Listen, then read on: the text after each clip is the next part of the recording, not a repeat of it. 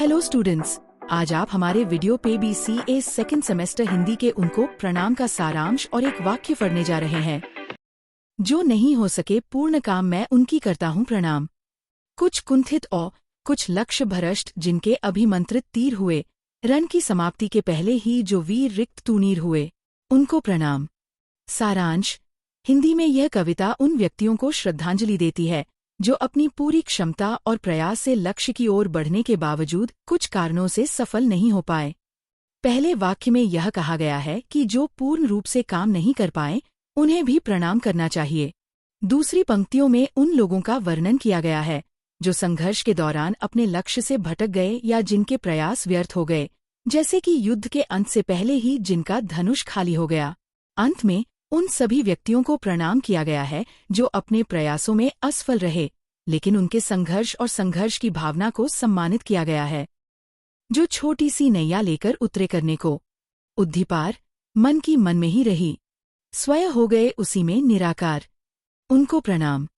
सारांश: हिंदी में इस कविता में उस व्यक्ति की सराहना की गई है जिसने अपने छोटे से प्रयासों के बावजूद जीवन के कठिन उद्देश्यों को प्राप्त करने की कोशिश की। पहले वाक्य में ये बताया गया है कि उस व्यक्ति ने एक छोटी सी नाव के साथ समुद्र पार करने का साहस किया। हालांकि उसका मन अंदर ही अंदर संकोच करता रहा और वह स्वयं उस लक्ष्य में लीन हो गया जिसका कोई रूप नहीं था, यानी वह अपने लक्ष्य को अपने भीतर ही महसूस करने में सफल हुआ।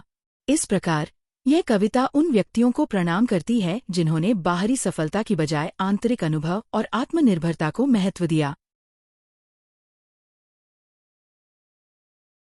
जो उच्च शिखर की ओर बढ़े रह नवंबर से नवंबर उत्साह भरे, पर कुछ ने ले ली हिमसमाधि, कुछ असफल ही नीचे उतरे, उनको प्रणाम। सारांश: हिंदी में यह कविता उन व्यक्तियों को श्रद्धांजलि देती है जिन्होंने उच्च लक्ष्यों की ओर बढ़ने का साहस दिखाया। पहले वाक्य में यह कहा गया है कि वे लोग बार बार नए उत्साह के साथ उच्च शिखर की ओर बढ़े। हालांकि कुछ लोग शिखर तक पहुंचने में सफल हुए, जबकि कुछ ने कठिनाई के कारण शिखर पर पहुंचने से पहले ही हिमसमाधि, मृत्यु को प्राप्त कर लिया और कुछ लोग असफल होकर नीचे लौट आए। इस कविता में उन सभी को प्रणाम किया गया है जो अपनी पूरी कोशिश से उच्चतम लक्ष्य की ओर बढ़े, भले ही वे पूरी तरह से सफल न हो सके। यह कविता संघर्ष, साहस और निरंतर प्रयास के महत्व को दर्शाती है।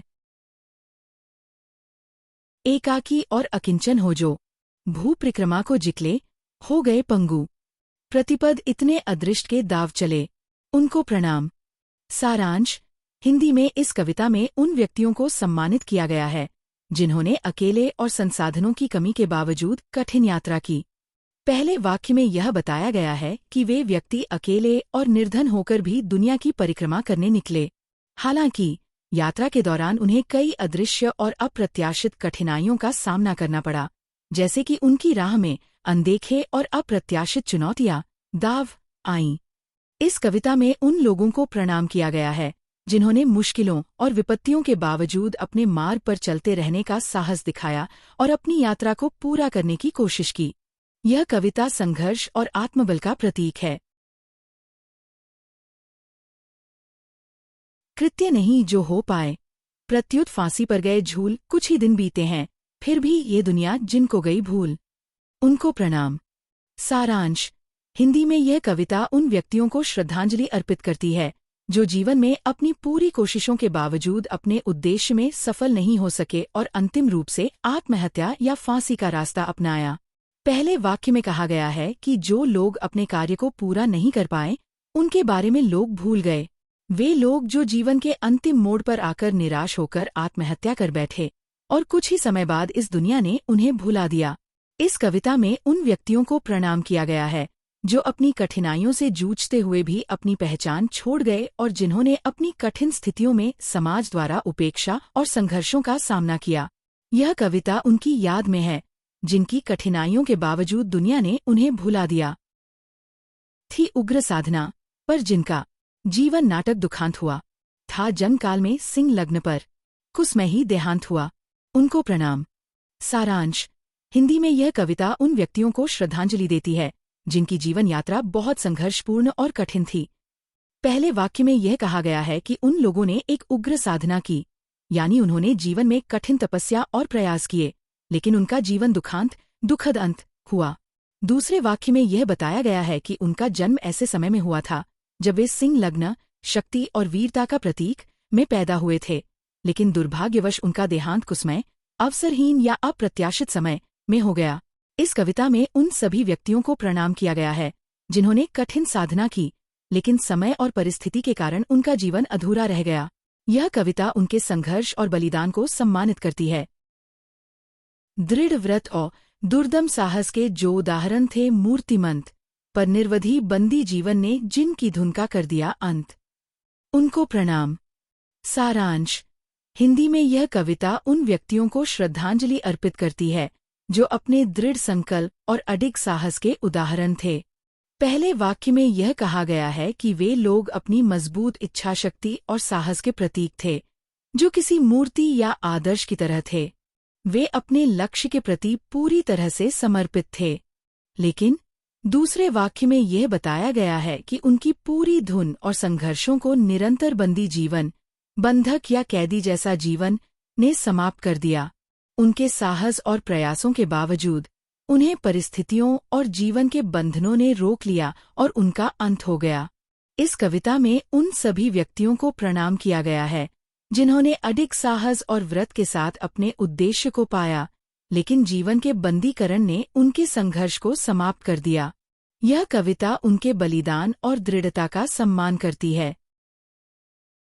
जिनकी सेवाएं अतुलनीय, पर विज्ञापन से रहे दूर, प्रतिकूल परिस्थिति ने जिनके कर दिए मनोरथ चूर चूर, उनको प्रणाम।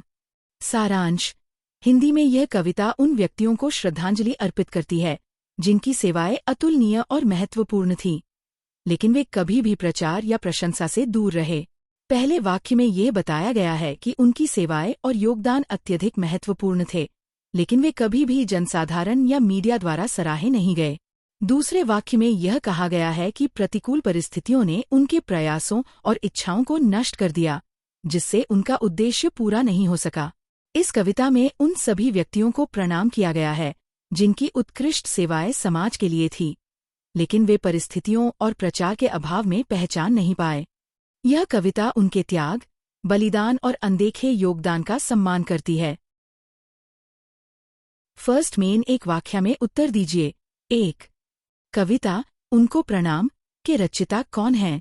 उत्तर: मैथिली शरण गुप्त। 2. कवि किसे प्रणाम करता है? उत्तर: जो लक्ष्य में असफल रहे परंतु प्रयासरत रहे। 3. पूर्ण काम का अर्थ क्या है? उत्तर: जो अपने कार्य को पूरा कर पाए। 4. अभिमंत्रित तीर किसका प्रतीक है? उत्तर: उद्देश्य प्राप्ति के लिए किया गया प्रयास। 5. रिक्त तूनीर का क्या संकेत है? उत्तर: साधन समाप्त हो जाना। 6. कवि किन योद्धाओं को प्रणाम करता है? उत्तर: जो युद्ध समाप्त होने से पहले ही असफल हो गए। 7. छोटी सी नैया किसका प्रतीक है? उत्तर: सीमित साधनों का। 8. उद्धिपार करने का तात्पर्य क्या है? उत्तर: कठिनाइयों को पार करना। 9. निराकार शब्द का अर्थ क्या है? उत्तर: रूपहीन, अमूर्त। 10. शिखर का प्रतीकात्मक अर्थ क्या है? उत्तर: उच्च लक्ष्य। 11. हिम समाधि किसे कहा गया है? उत्तर: पर्वतीय दुर्गमता में मृत्यु। 12. नवंबर से नवंबर उत्साह का तात्पर्य क्या है? उत्तर: बार बार उठने वाला नया जोश। 13. पंगु होने का अर्थ क्या है? उत्तर: चलने फिरने में असमर्थ। 14. दाव चले से क्या आशय है? उत्तर: किस्मत के वार चलना। 15. एकाकी शब्द का क्या अर्थ है? उत्तर: अकेला। 16. अकिंचन किसे कहते हैं? उत्तर: निर्धन, जिसके पास कुछ न हो। 17. भू परिक्रमा का अर्थ क्या है? उत्तर: पृथ्वी की यात्रा या जीवन यात्रा। 18. कृतकृत्य नहीं का क्या मतलब है? उत्तर: जो अपने उद्देश्य को पूरा न कर सके। 19. फांसी पर झूलना किस बात का प्रतीक है? उत्तर: आत्मबलिदान या चरम असफलता। 20. दुनिया गई भूल किसका संकेत है? उत्तर: समाज की उपेक। 21. उग्र साधना का अर्थ क्या है? उत्तर: कठिन तपस्या या प्रयास। 22 दुखांत जीवन का तात्पर्य क्या है? उत्तर दुखद अंत वाला जीवन। 23 सिंह लग्न किस बात को दर्शाता है? उत्तर जंग के समय का शुभ योग। 24 कुसमय का अर्थ क्या है? उत्तर अनुचित या दुर्भाग्यपूर्ण समय। 25 दृढ़ व्रत का तात्पर्य क्या है? उत्तर मजबूत संकल्प।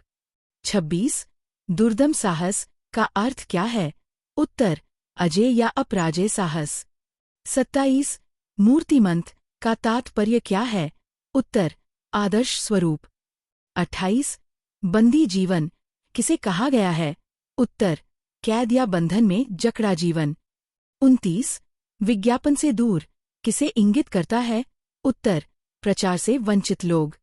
30 प्रतिकूल परिस्थिति का क्या प्रभाव पड़ा? उत्तर उनके उद्देश्य नष्ट हो गए। अगर आपको ये वीडियो अच्छी लगी हो तो लाइक, शेयर और चैनल को सब्सक्राइब कीजिए।